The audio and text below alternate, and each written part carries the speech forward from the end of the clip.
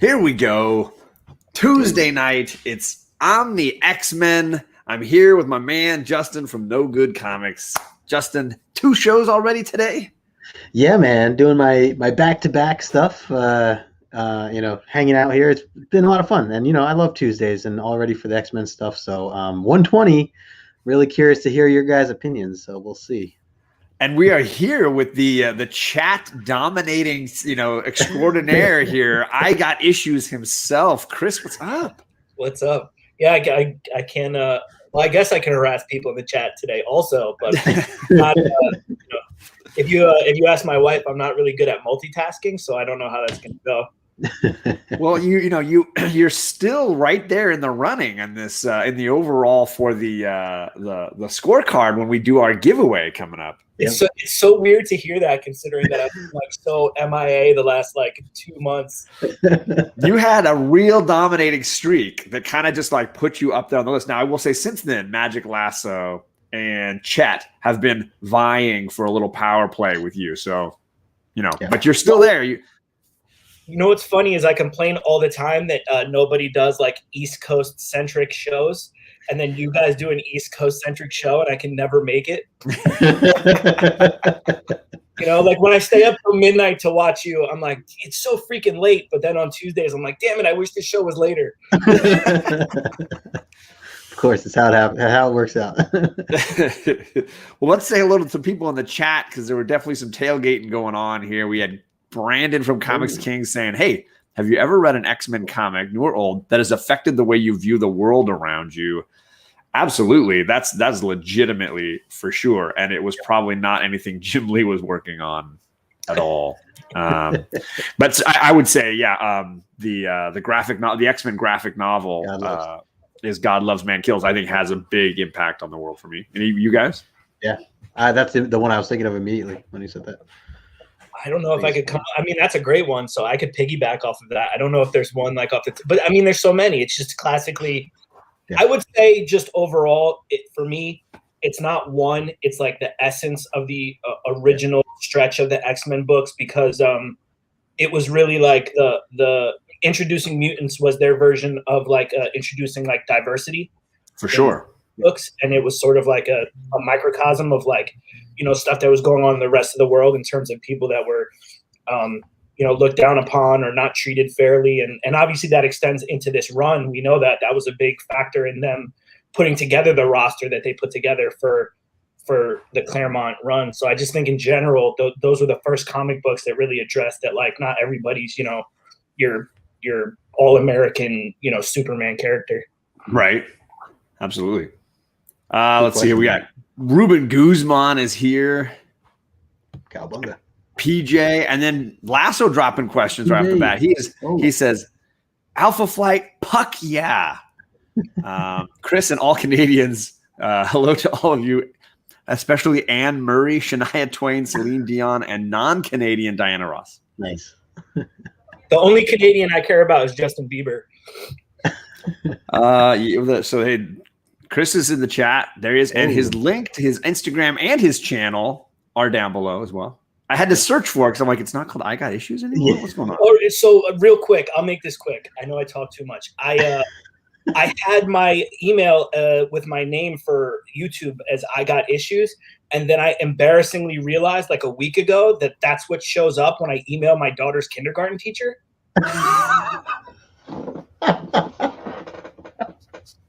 So that's amazing.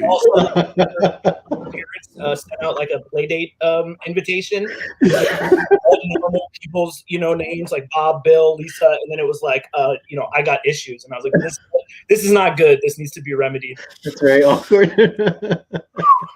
So, that will definitely make you change and rethink some things, right? Yeah, reevaluate my whole life. What is up, Todd? How you doing, man? The Jackson Roy Kirk also vying for that 3rd place spot on the overall rankings. Thank you, man, for showing up. That's right. We got the king of comic Funko Pop. All hail the king. Nice. TJ the Slab Dragon is here. Hopefully he's enjoying his late dinner with us. TJ. We got the New World Order himself, Biggie Shack. How's it going? Nice. That's why he changed his from remember when it was Melody? I remember when Biggie was first jumping into shows, he would always type after Melody, like Biggie Jack, right? His comments, so you would know like who it was that was talking. But we all knew. Because how do you forget a Biggie Shack, right? So as a reminder, we were mentioning we do a giveaway. We're planning a giveaway probably somewhere May range. Justin is giving away the second omnibus in this Uncanny X-Men Claremont run. Yep. We also have Chet in the chat who is giving away a slab. Right. And I'm giving away a full-on mystery box X-Men style full of all kinds of goodies. So if that is something that interests you, stick around at the end. Watch our previous episodes because we asked questions about last week's show. And you can get on the overall scorecard or get a raffle ticket to enter for the other items. Yep. Good deal. Captain is here. What is up, sir? Hope you're having a great evening. We are talking tonight about issue 120, the first, I don't even know how they call this a cameo, but cameo appearance of Alpha Flight, Chris's all-time favorite superhero team. Sure. So, Justin, what are your early thoughts on this issue? Man, there was so much buildup to this issue, and I really thought that I was going to get more. And I read this once before, but going back through it, like I forgot like how this one ends, and it's certainly more of a part one, going into more detail. So I'm going to give it I think like an 8 is a pretty fair assessment of the book. I think, like I said, I wanted a little bit more action, I guess. And there was really just more like kind of tag you're it kind of stuff going on. So, I don't know. The people were shopping and so on and so forth. So I know we'll get into the details, but I'd give it about an 8. The artwork's great. The cover there, love that epic cover, things like that. So, and of course we get introduced to a team. So it's kind of where I stand. And how about you, Chris? What are your thoughts on this issue? Yeah, I mean, I say the same thing as Justin. I think an 8's probably a little generous. But I know Justin's a nice guy, so he likes to give everything a little bit of a boost. But yeah, definitely. You know what? I think this is one of those examples of the reason this is considered a cameo is because it's a lame first appearance. So they want to make the next issue. No spoilers for next week, but that's a better issue. So right. I thought it was hilarious that you volunteered to be on this issue. I was like, oh, this is so phenomenal. I mean, listen, I told Justin I'll be on, any episodes, but yeah, I think, it's pretty. It's almost hilariously perfect. This one. Chet is here. He's talking about he's got a 9-4 with Stan in Claremont right now, praying for a 9-8 someday. So there you go. Nice. We got Promiscuous Time Traveler, still one of my favorite names here on the YouTubes. Nice. Comic Books Will Break Your Heart. Jen is here. What's up, Jen? And I thought there was one more. Yeah, there's Mr. Rod himself, Just a Rican. We got Climbing Comics in there, too. Oh, did I miss Climbing? There he was. Sorry, Climbing Comics. How's it going? I always run into him on Reggie Collects. We're always in the live streams together, bouncing things back and forth. Totally. I would say, yeah, I'm definitely lower than an 8. For hilarity's sake, I'll give it a 7, just because there are some laugh out loud, ridiculous moments. There are some buck wild going on in this issue. And it's also wonderful just for Cyclops' leadership failures going on here. So yeah, we'll get into the nitty gritty, but I would say 7 is probably fair for this issue. And it does remind me of how Chris and I were talking about at one point about the second appearance of the Punisher and how for the longest time it was issue 135 of ASM. Mm-hmm. And it was only because of, he's on the cover of that one, but he's in issue 134. And it was only in the last 10 years that started to shift in the other direction where people were like, dude, he's actually second time is in this book. And this feels akin to that where they're like, yeah, they're not really on the cover and it's not a great issue. So we'll call that a cameo, even though they are fully in this issue on every level. Yep.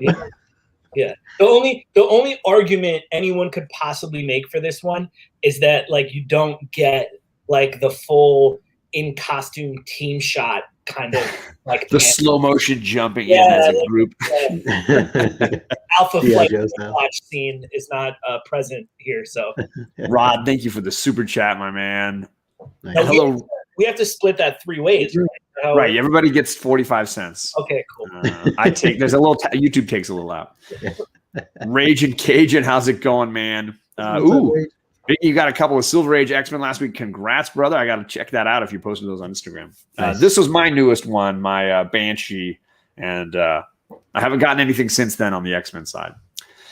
But let's jump right in. Let's talk about this cover. Oh my God. It's just a weird mess, and it's perfectly highlighting what you're gonna get, which is like a lot of these Alpha Flight characters in shadow. Yep. Yeah, there's a lot of hairy arms in this book, but And it's not usually Wolverine, which is like a rarity. What is up, Morbius? How you doing? So, Justin, what do you think of this cover? I like it. I mean, I like that it's displaying kind of that hint of who are these mystery people that are staring at the team here as they're dealing with a storm. You could kind of question, like, well, why it looks like they're struggling, but why would they be struggling if Storm can control the weather? And kind of leave you with some questions, I guess you could say. Well, and for me, like the previous issue being like on a volcanic island near Japan, I'm like, wait, now they're having problems in Canada? Like, what is the glitch here, people? Right. They were just having problems in Japan. Now they're having problems in Canada. They're everywhere. They can't, wherever they go. You mentioned blame Canada right off the bat there, Chris, and I am clearly with you on this one. We can blame Canada for this whole issue. Starting off with that knucklehead we had to deal with back in issue 109, we got Vindicator yet again. Apparently just spends all of the whole purpose of Alpha Flight apparently is to spy on the X-Men. And to stalk Wolverine. Right?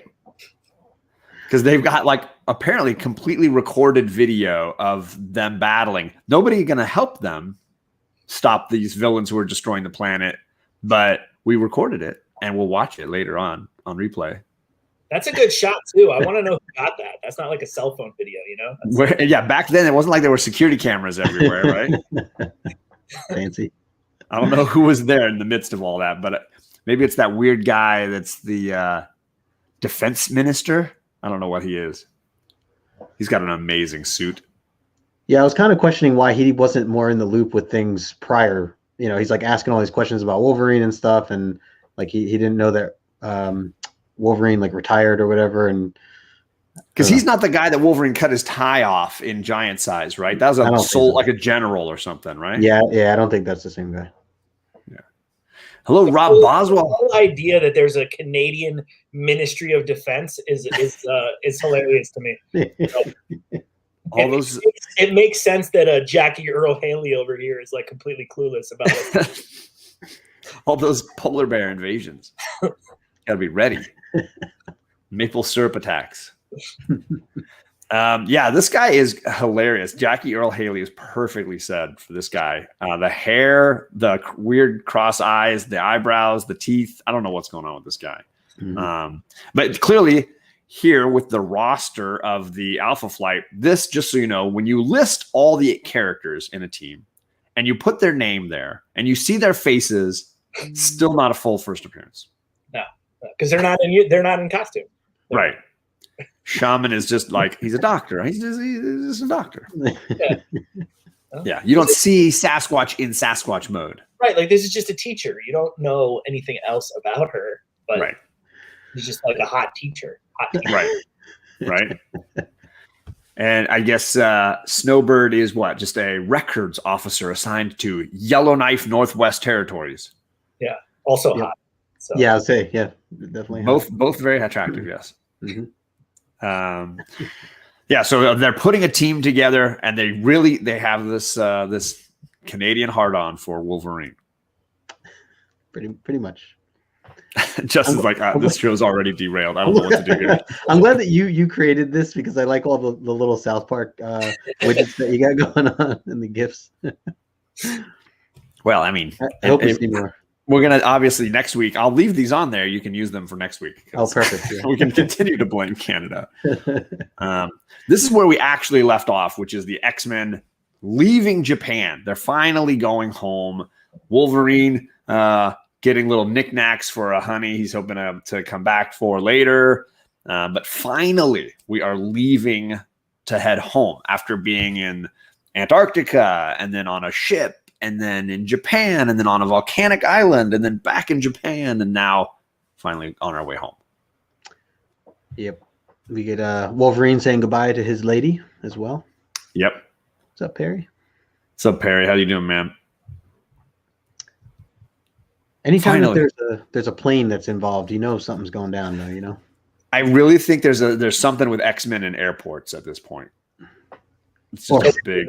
This is why they had to get their own plane, because all they do is destroy everyone else's and ruin the airport, and they're like on the no-fly list now, and they have no choice but to like build their own supersonic jet. Yeah, exactly. But I feel like did Claremont go through some traumatic experience when he was younger that where he really went out of his way to like highlight planes being destroyed? He's scared of air travel. I was just going to say he doesn't like turbulence, and so he just makes it the bad guy. So yeah, we get on this plane with apparently like some hot pilots and flight crews. Is Scott already hooking up? He's got his arm around this gal who he's just really met like in the last week. And his lady just died. I don't know how long it's been in his mind since Phoenix died. But I was like, this seems like a way douchebaggy move for Cyclops. He's already moving on. People handle grief differently, John. Play is gonna play, John. Yeah. And when you're flying in Austin Powers' private jet, you want to join the Mile High Club, and that's just, you know. He grew his porn stash in the Savage Lands, and then now he's gone full savage. Full savage. Chet says, growing up, I always enjoyed the fact the X-Men did nothing but leave destruction everywhere they went. There you go. That's fair. Yeah. And I thought these pilot ladies reminded me, I don't know, they just, for some reason, it flashed me back to Pussy Galore's Flying Circus. Something about the headbands and the hairstyle and, you know, a crew of lady pilots back in the 70s. It's time appropriate. You know? So for those that don't know Goldfinger as well as I do, there's a little throwback to you to Pussy Galore's Flying Circus and all the hot pilots, because you know you needed this. This may show up in future shows. The second I saw that panel where it was like the pilots, I was like, oh crap, now I got to go search images from Goldfinger. Who knows what's going to be in my search browser history now. Yeah.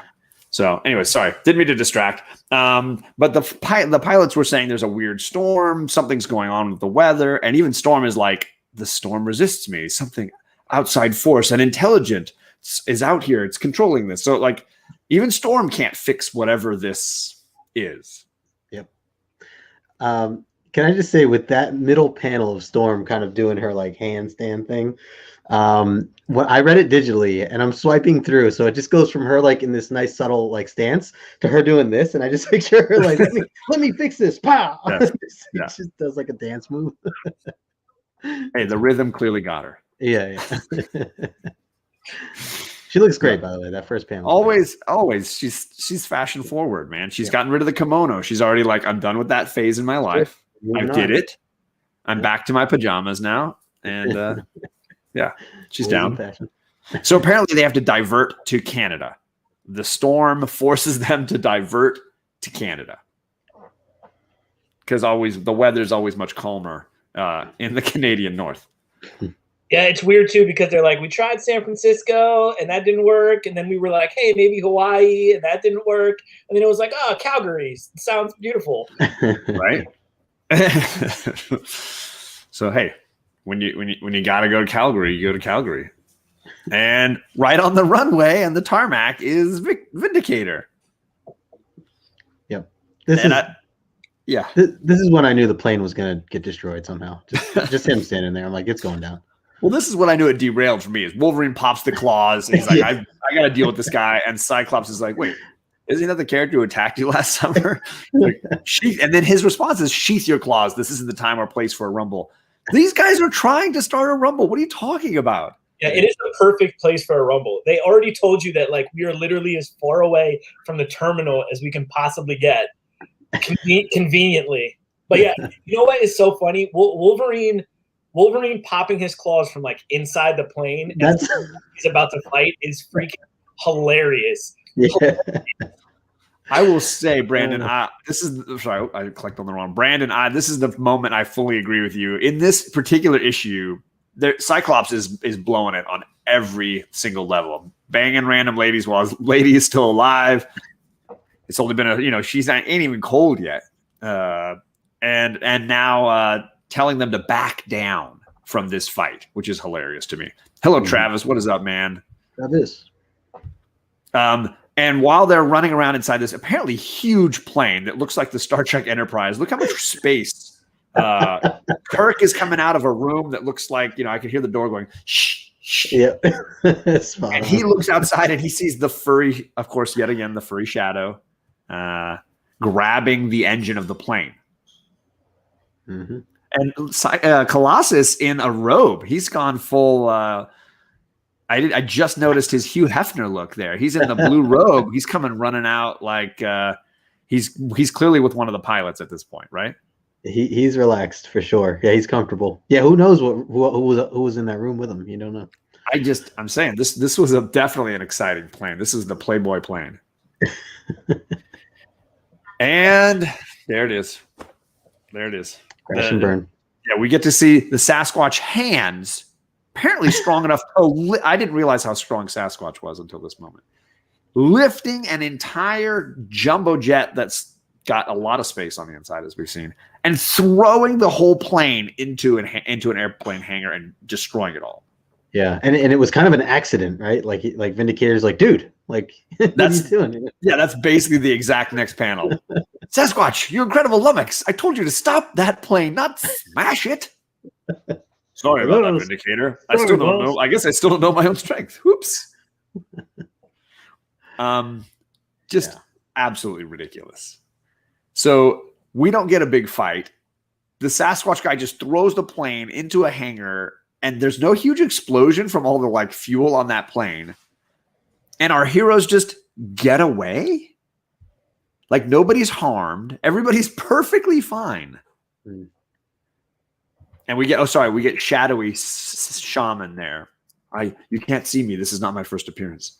But I am talking and I'm telling you things like I don't control this storm anymore. This storm is more powerful than me now.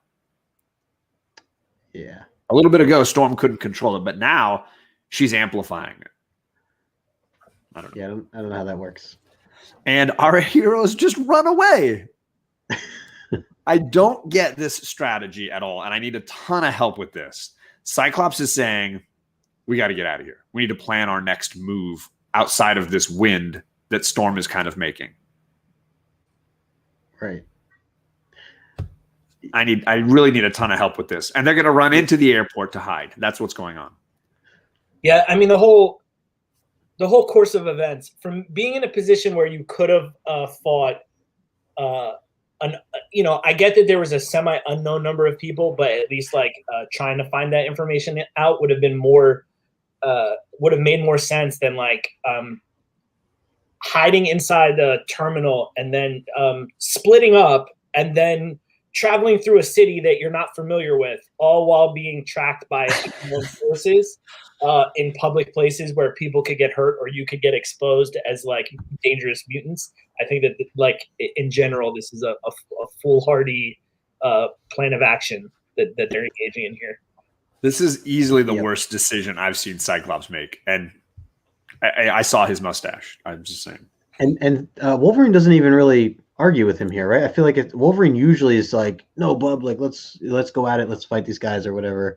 He even calls him boss. We cut things real close, boss. Oh yeah. But we got out okay, and no one spotted us. Yeah, that just doesn't seem like him to say that no one spotted us, that kind of thing. It's just weird. It's just weird. Hello, Desired Comics. How's it going, man? Nigel. Thanks for coming by. Yeah, so they escape, and this is where it gets even weirder for me. I just don't understand the strategy. So Nightcrawler teleports off somewhere and immediately is captured. I mean, that he's the only one that seems to be able to escape great distances, and he's the one they find? Yeah. How were they on top of him when he had just teleported there? And he even says, I think I've learned the limits of my teleporting. I've gone about 7 miles from the airport. Are you telling me that they were guarding a place that's 7 miles from the airport? Yeah, that's I would like Chet to chime in here down below.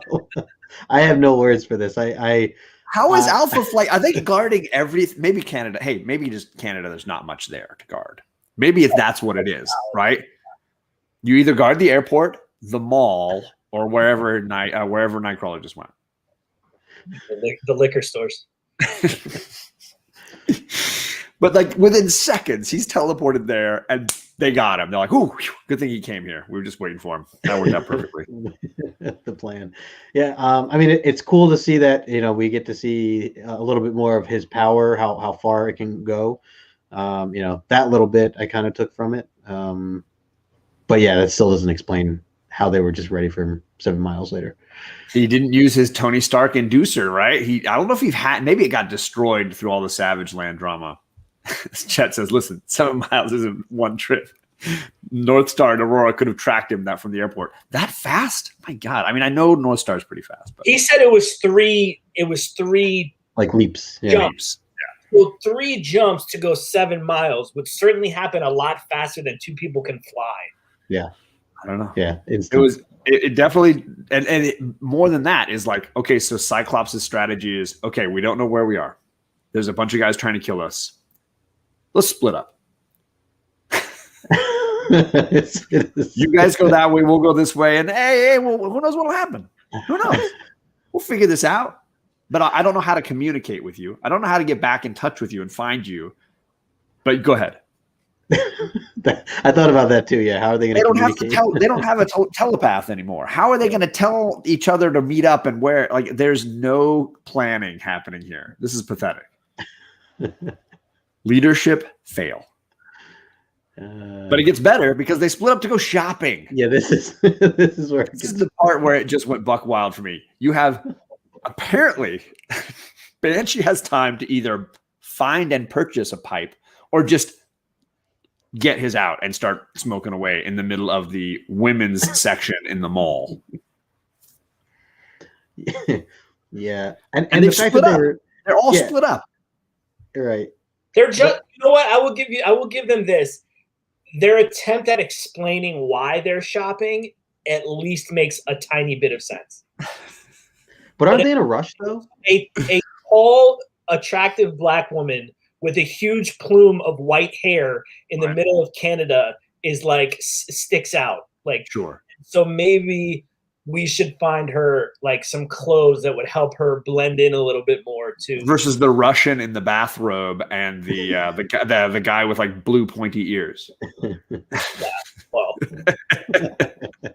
it's that blonde. It's that white-haired woman that's a smoking hottie. But they were in a hurry too, though, weren't they? Like they were so casual shopping here. The way she's like trying on clothes, they're like mingling with the coworkers there or the workers there. Like, I don't know. That was what I was questioning too. The whole thing just is bonkers. But at least we get to see Storm trying on a new outfit, right? That is a smoking hot outfit. Holy Farouk. Oh wait, that's the wrong outfit. But it's still, I mean, what a great outfit. No, it's this outfit, this purple and pink one that she says, I feel smothered in these clothes. I think my favorite part is they specifically brought up in one of the prior panels that like her hair is what stands out, and then they did absolutely nothing to cover it, right? Nothing at all. Put on this snowsuit, but leave your hair just like all out. Don't bother putting on a hat or something, you know? No. Great point. Yeah. She even has the little like crown, right? Her little tiara. Yeah. Still on. Chris, did you happen to catch our episode 117 that we went over from issue 117? I'm not sure. No, I don't think I caught that one. Okay. Do yourself a favor and go back and watch that at some point. What the Farouk is We right. get a lot of Holy great Farouk. a lot of great dad pun jokes and a lot of Storm. So Yes. Which, really that's the best of life, right? Yeah. Colleen does look like Moira a ton. I would agree.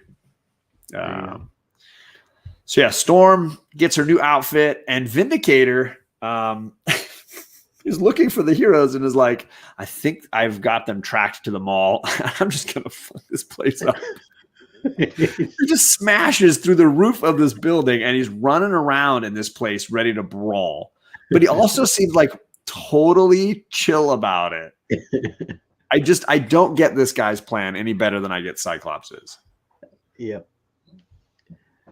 He's just destroying things, making holes in the ceilings. Yeah, he causes mass panic at this mall, blasts through the roof, and runs and zips through this place. Everybody's running and screaming, and he's like, I gotta find these X-Men. No, but the best part is like his inner monologue is like, that baby was stupid. My one big advantage, surprise. I must blown it. Yeah. It's just ridiculous, this whole thing. And then, of course, he runs into Banshee, who is still kind of injured, who tries to unload on him and just absolutely crumbles. Yeah. And I think this part's hilarious. He's like, "Hey, easy, Banshee. Don't talk, man. I'll phone for a doctor." I love that he calls him man. Hey, man. Hey, man. I was like, weren't you just trying to beat these guys up and trash their plane and steal their friend? Like, when did you become all, hey, no, I'm Canadian still. I'm still nice. I can fight you politely. Yeah. What I think is so funny is like the whole concept is that like they're not looking for a fight, but they keep looking for a fight. It's like bizarre. Right? It's like if I saw like I saw a guy like at the store with like a nice sweatshirt, and I went over and like punched him in the mouth while he was laying on the floor. I was like, I love that sweatshirt. Where'd you get it? we're missing the point here. Like there was 100 opportunities just to be like, guys, I don't want to fight. We just talk about this. We need to talk about. Did you guys watch Invincible? No, I haven't. I've read the comic though. Oh, well, there's like a moment in, I think, like the second episode that's similar to that. Just it's like a big fight, and then halfway through, it's like, wait, time out. Why are we fighting? Oh, yeah. Let's sit, and then they sit down and talk it over. It's basically what's happening here. Like, and it's all centering around a mysterious government agency that just wants Wolverine back. Like, no real reason why, because clearly these Alpha Flight guys can throw down. Like, what is Wolverine adding to their team besides a little bit of cool? Like, what is it that they really need? Like, is there some mission they need to go on where Wolverine is the missing ingredient to get them in? I mean, they just all they said was that they spent a lot of money and effort in creating him, and that was they didn't want to have that money be thrown away or whatever. That was really the only explanation. I feel like everyone else on the team has really awesome haircuts, and Vindicator doesn't. So we need Wolverine. He matches better. Vindicator touches on that at one point about like that whole background part of Wolverine in terms of like insinuating that he never wanted to be in charge of the team, and that was the whole purpose in him like recruiting and like sort of training Wolverine. That the intention was for Wolverine to be the team leader. Huh. So I think that's sort of like, to me at least, seems like part of the reason. Like Justin said too, you put a lot of time and money into things, but. So it's hilarious too. We all picked this as our favorite panel, which is, he's running over to check on Banshee, and you hear Storm say, he says, "I hope he's going to be all right." She says, "You better pray he will, or you'll pay the price. But I promise you, she says twice you have attacked us, James Hudson, that we've never done you any harm. But I promise you that I will hold by everything I hold dear. There will not be a third." Wow, I blew that on several levels. It's like I can't read. You're a teacher, right? I never learned to read. Anyways, she says something cool and then blasts him out of the women's department. I love the art. I love the way her hair turns into like the dark. Oh yeah. Stormy. Yeah. I think it's funny that between when he broke in through the roof and this scene that she changed out of her snowsuit back into an airier outfit. Right. This is her third outfit. Fourth outfit maybe overall, something like that. Well, if you count the one with Farouk, then that also ties. That's in. the best one, obviously. Hello, come on, Mama. How you doing? Hey. Even though they're always treated as such by Marvel, Alpha Flight is one of the most powerful teams in the Marvel universe. Meh. Really? Are you Canadian? Who's saying that? It's Todd. I don't know. I can't question it. It's okay, John. When Storm's involved, I get tongue-tied too. There, thank you. Much appreciated. They need Wolverine to take care of the Quebecers. The Quebecers. Quebec. Yeah, so she blasts him out of the way and then really just conjures a hurricane in the middle of the women's department. And the lady's like freaking him out of her store. And then he just runs away. Yeah. I love it.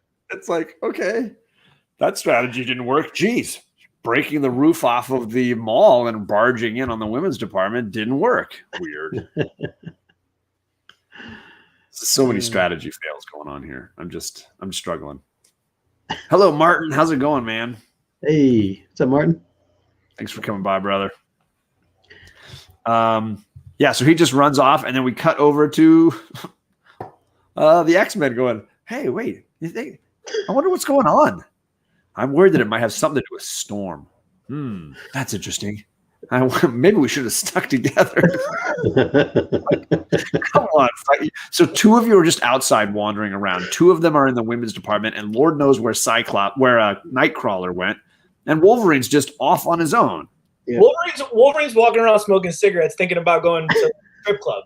Yeah. It's so bizarre.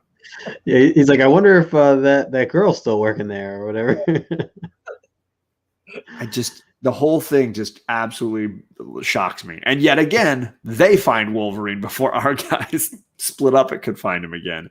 And Sasquatch just absolutely manhandles him.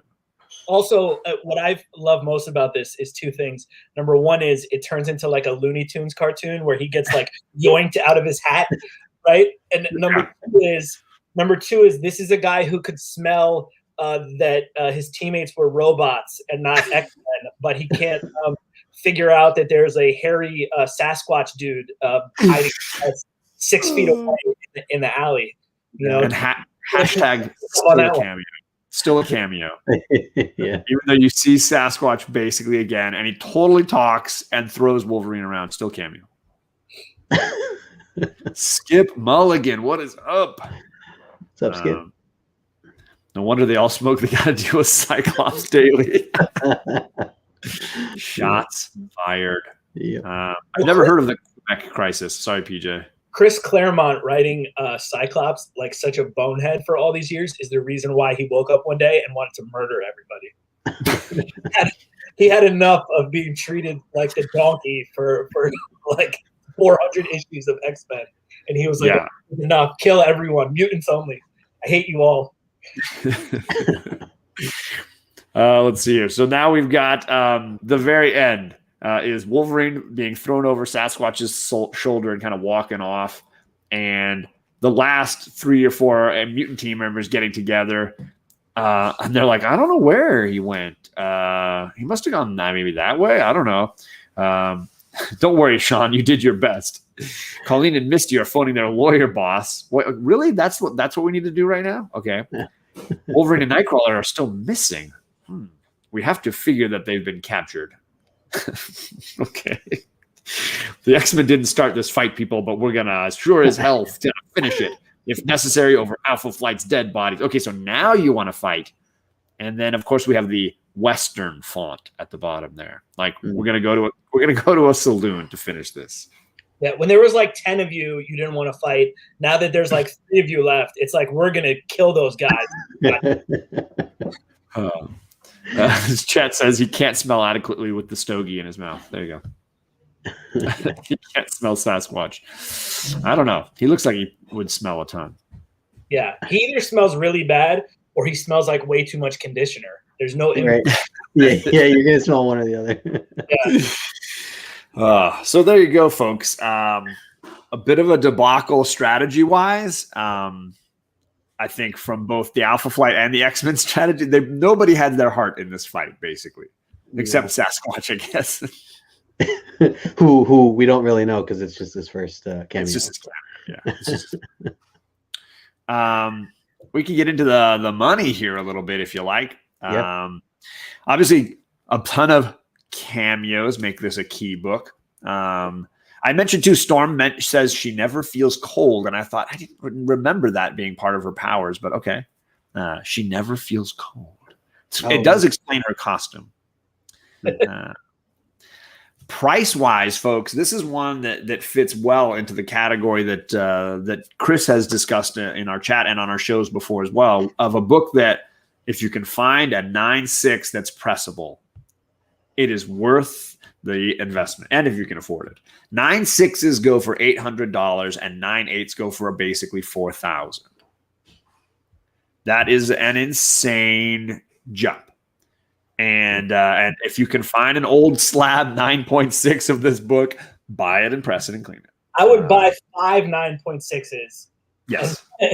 For the same amount of money, and I bet you one of those comes back in 9.8. Press and clean and send them in, man. Give them the Comic Head 84 air dry method for a couple of days and then send them in. I mean, you could probably even do like, an 8.5 of an old slab and try to bump it to a 9.6 would or maybe a 9.0 or something like that. But yeah, I mean, a 9.0 is 240 and a 9.6 is 800. So again, the bumps from even from a 9.4, which is less than 400, to a 9.6, which is 800. Now, obviously, this cover has a lot more black on it because of all the characters hiding in shadow, which means you tend to get more of the visible spine ticks and things like that. But yeah, the jump is insane. Also, the drop in the quantity is impressive. So a 9.6, there are about 300 9.6s, about 400 9.4s, and about 300 more 9.2s. But there are only 87 9.8s. Huh. So very, very few 9.8s. No 9.9s or 10s this time around, unlike last week. Oh, yeah. I'm buying a 3.5. That's all I got to say. Right. And mine is definitely in that 5 at the tops range. Yeah. So again, this is definitely a book to try to flip. If you get that 9.6 and can get it into a 9.8, there you go. You just paid for a ton of other books. So Seth says it does make sense. It's to him. If she can affect the weather, how can the weather affect her? Curious. I did remember an issue of the X-Men Unlimited when they were stranded in the Antarctic, and she was dealing with like the inverse operation, which meant like she was in the freezing cold temperatures, but she was running this horrible fever. She was having an issue trying to control the weather of Antarctica. So that is about it on this issue. Do you guys know if, and I don't mean to jump ahead, but do you know if is it this issue that's like the issue to own versus 121 at a 9.8? Do you guys know offhand if like 9.8 is actually expected to be even more than that price that you just had there? I mean, I guess we could look it up too. I was gonna say TJ just emailed me texted me the prices. So it is this issue because the 9.8s of the next issue go for 1,000. So that's quite opposite, I feel like, from everyone's debate on, first full appearance versus cameo. First full appearance being usually the more expensive book to own. That kind of goes opposite of all that. Well, and also I think it's because maybe over time people have realized the joke that we've had all night, which is really a cameo. Right. This one pushes even the like Hulk 180, 181 argument like 10 steps deeper. Yep. Comics. Brendan says, so then why was she so obligated to be half naked in the Savage Lands? That's just talented artistry. leave it at that. Let's see, 9.8 on this is definitely more. Yeah, it's basically almost 4 times the price, at least 3, maybe 4 times the price. So I think, yeah, the market on this one has settled on the Cameo being the bigger book. But I also think that, so I've got the next book right here. This book has a ton of white on it. I think as a result, it's easier to get higher grades versus that other issue shows every little spine tick, fold, scratch, whatever. Right. I mean, like Justin said, we're kind of getting ahead of ourselves a little bit, but is the quantity for that issue on the thing that TJ sent you, is that significantly higher than the 87 that we were looking at this book? So there are no 9.9s, no 9.10s, but there are almost 370 9.8s on that book. Part of it, it's a big supply and demand. 600 9.6s and 500 9.4s. So there are a ton more high grades in that book. Yeah. Than in this current one we're reading. That's for sure a factor too. But I bet. It's crazy, man. It's crazy just to talk about that from a viewpoint of how there is just no. I mean, that's always been my biggest beef in general with the market that we call it, right? The market is there's just no consistent rules. There's no consistent rules, and I think that's a big obstacle for me. That's a huge downside to this hobby. I think it makes it for some people less fun and more difficult when you don't have a concise set of rules and standards that everyone can operate by. I think you need that kind of uniformity to just make everything like an even playing field and give everybody like the information they need to make educated decisions. Totally. Yep. I mean, this book is a perfect example, like you said, of like something that's frustrating, because this is not an ASM 299 or a Hulk 180 argument. Those are like one panel at the end of a book. This is or a fist, right? Isn't it like one of them is just like a fist in one of them? You know, so it's like, I don't know. It's just crazy. It is crazy. And yeah, we made it. And I understand if you wanted to say like, oh, North Star was a cameo, but Sasquatch, I would just be like, that's just stupid to say that this is a Sasquatch cameo. Like he's in like a ton of this book, talking and interacting and beating the crap out of people, throwing jumbo jets. Yeah, throwing away planes. I don't get the Sasquatch one. Maybe you could sell me on Aurora and North Star, but right. You know why it's tough, and I mean I don't know this. My knowledge base is not deep enough to know the answer to this, but I feel like for a really huge wealth of mainstream superhero characters that we know, when they're introduced in a book, it is in both their non-costumed identity and as their superhero form. So I wonder if that's part of the confusion with this book, in that most of them are introduced as humans, but not necessarily in costume, code names and costume. Right. So like that what gives people this idea of like, well, that's why I call it a cameo, because it's the same. Who's a similar character than I would say that I do know is like Cindy Moon, right? Everyone knows Cindy Moon cameos in Spider-Man #1, and there's 10 million copies of that, but she just cameos as Cindy Moon, and no one cares about that book. You can get it for like $6. But then issue 4, when you like find out she has Spider-Man powers, you're like, oh shit, this book cost $1,000. Like it's, I guess that's to me like the concept here of why we're claiming this is a cameo, because they're not. And it's a little bit of the evolution of the collecting, right? Just like the 134 versus 135 of Punisher's second appearance. I think over time, a different perspective on collecting what is a key comes around. And I think it boils down to a little bit of, what do you want? What book means something to you, right? Because issue 94 of X-Men used to be the big book for me. And having gone through and read this with Justin, I love 95 more than Giant Size. I love it more than 94. Like 95 was the first great Claremont read for me. And is the book that I now value above those other big, because for me, it's the story. And it's the first time I read one of these issues and was like, heck yeah, this team is amazing. I don't know what's going to happen. Characters die. Like, this is amazing. Yeah.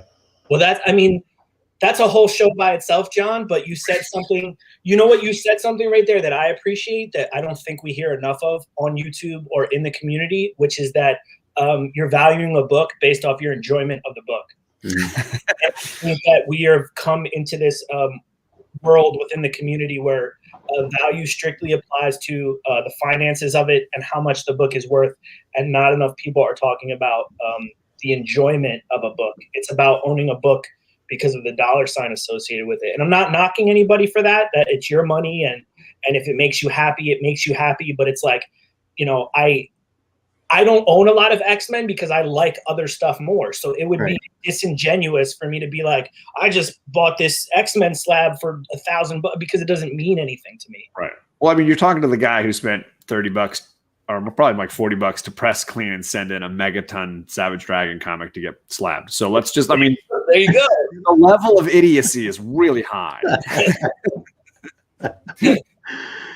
No, I think you're spot on with that. I was gonna say I just read, and I know John, we're reading, Saga of the Swamp Thing coming up for Saturday with Dan.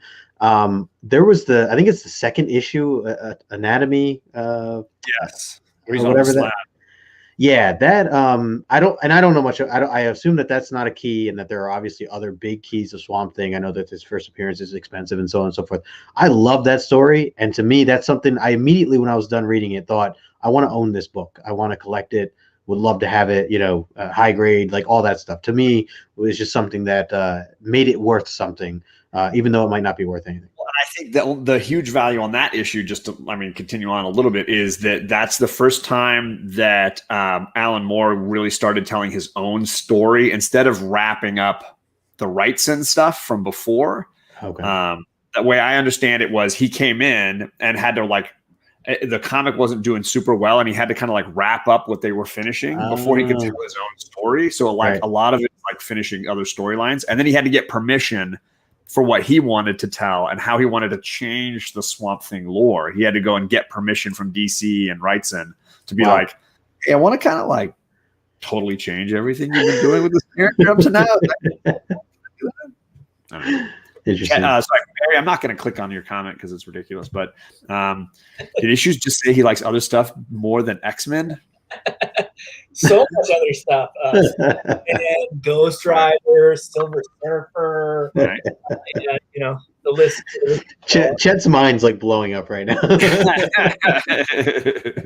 I'm glad other people like X-Men 95 too. Chet and Desired. I'm glad you guys. Nice. I mean, honestly, it's become a book that is now the high watermark for me on great reads. And it's funny because those books that are the keys, like Chris is saying, 101, I was pretty disappointed in the read of 101. And it's still what I would say is my favorite X-Men cover and maybe my favorite cover period. But I was disappointed that the interior book was not as quality as I remembered versus 95, which I was that's going to be the book that is the high watermark for me. Yeah. 9 times out of 10, most comic books are going to be like that. The value is in the event or the appearance that happens inside of them financially. But the story itself most oftentimes doesn't pay off in that first issue or introduction. Right. So you're going to say, I want to own this book because it's the first appearance of XYZ, but maybe their third, fourth, or fifth appearance is going to be the first book where you're like, wow, I love Punisher, but not because of Punisher and Spider-Man. Right. You understand what I mean? In terms of having that argument, of course, I have 129, thank God, because Kavi is a saint, and he blessed me with one. But that's not the Punisher that I enjoy reading because it's almost a completely different character. So the payoff comes later when characters are built up and explored. And like you said, with you guys reading, I've never read any Swamp Thing, so I can't, contribute to that. But different writers write characters better than other writers. There's plenty of characters. I love Ghost Rider, one of my favorite characters, and there's a lot of Ghost Rider stories that are written really, really terribly. So it's hard to universally say this run or that run or this character is great, because it really boils down to who you associate as the mastermind behind the part of the character that you enjoy. Right. Yeah. Because I know plenty of people that the Claremont run on X-Men may not be their favorite one, where they look at other runs on, maybe it's the current run on with that Hickman's doing, and they identify with that one as the one. Mm-hmm. I don't know. Chet's saying you guys should spill your truths about this run in a confessional, but not with me right here. Right. We'll move on to trivia because we do wrap up every episode with looking back at the last issue and the last episode we did and asking you 4 trivia questions. You in the chat can answer correctly. The first person to answer correct gets a raffle ticket for the omnibus, and they get 2 points on the overall standings. The second person to answer correctly gets 1 point in the overall standings, and then the funniest answer gets a point in the overall. You can see Issues is excited. He's gotten his phone out, and he's like, I'm going to be ready. I'm not playing. I was like, you know what? Let me So we have 4 questions for you about the previous show. Did you want to go first? Most of mine are about the end of the issue. Do you want to go first, Justin? Sure. Yeah, I'll kick it off. So my first question is, we're looking for 2 names here, and they have to be in the correct order. So I'm putting that out there now. Make sure that you put it in the correct order, first and second. So the question is, who was carrying who in the first splash page of last issue? The very first inside panel that we see, there is an X-Men carrying another X-Men. Who was carrying who? It's a good thing you said X-Men, because I was going to say last episode, John was carrying you. Oh, it's usually not the case. Usually not the case. We're changing things up. I'm just kidding, Justin. I love you. Oh, I see. Who's Nightstorm? I see. Ayote. Yeah, I think that's. I think. Oh no. Oh yeah. Is it Brandon and then I don't Chet? know. I'm not sure. I don't know about magic lassos. Nightstorm carrying Nighty Crawler. What do you think? You're going to be the one that I'm going to give you the judge's ruling on this one. I'm gonna say that Brandon was first, and okay, so give Brandon the 2 point. You give him the raffle ticket. Where are you at, Brandon? Yeah, I'm gonna give it to Lasso as the number 2 there, because it's still technically, even though Night is at the beginning, Nighty Crawlers. The rest of it's correct. So yeah, Storm. You're gonna give it to Magic. Okay, so Magic Lasso gets the 1 point. And let's see here. Adam is carrying Eve. I don't know who Ayote is. I think he was trying to write Aurora, maybe, and it auto-corrected. I don't know. Chet is always auto-correcting, or always getting auto-corrected. I'll wait for a comedy answer, but I'll ask my question. At the end of the issue, battling with Moses Magnum, who defeats Moses Magnum? Which X-Men character defeats the villain? I do think Chris Claremont probably was a big Bond fan, just based on the volcano layers and the Pussy Galore pilots. I feel like he had to clearly be a big Connery Bond fan. Who wasn't? Right. Let's see here. I got Jackson Roy Kirk first and Magic Lasso second. So Jackson Roy Kirk gets the raffle ticket and the double points, and Lasso gets the single point. I see Nigel said Adam carrying Eve in the first. So I'll give Desired Comics the comedy point for the last one. Waiting on a comedy point here for this one. Wait, what's galore? It means plenty. Can totally see that with Connery and Claremont, right? I totally think so. The comedy's quiet tonight. They're pretty chill tonight. Usually there's a little more shots fired going on. Maybe we upset them all with our discussion of values in comic spec right now. Cameos and first fulls. All right, you want to go with your second question? Sure. So second question is just, again, looking for 2 names. Doesn't matter the order. Just looking for 2 names here. Who joined Cyclops and Sunfire underground as they were tunneling their way below the seabed? Oh, I get Perry's question. Yeah, Perry, you probably haven't seen old Bond films. So yes, there was a character named Pussy Galore. He's like, what galore? Yes, oh. Pussy Galore. And if you watch the slideshow, my man, I showed you pictures. Yep. You can't just watch the beginning and the end, brother. I appreciate you coming by, though. He's like, wait, pictures? I got to go back. Barry's next question after that is now going to be, what's a James Bond? There you go. Yeah.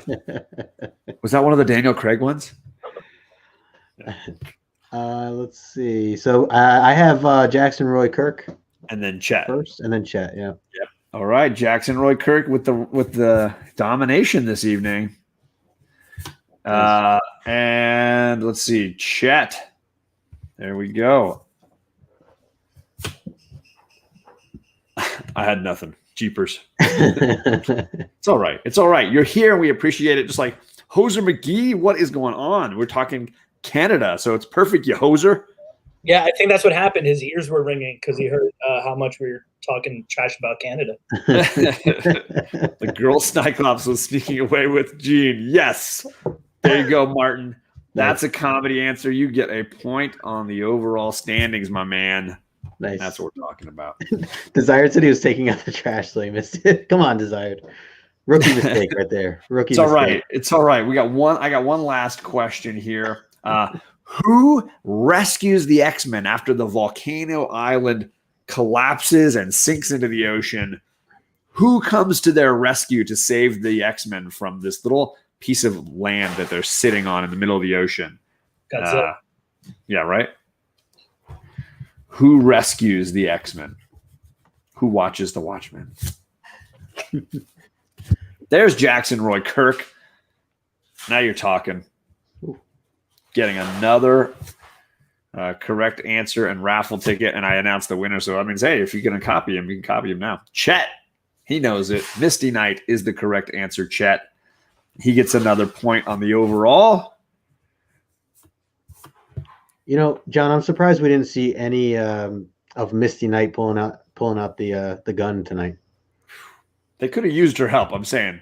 She just puts one in the dome of Sasquatch, and this whole issue just ends. Right? He's grabbing the plane, and she just is like, sticks her hand out the window, and pow, done. Episode over.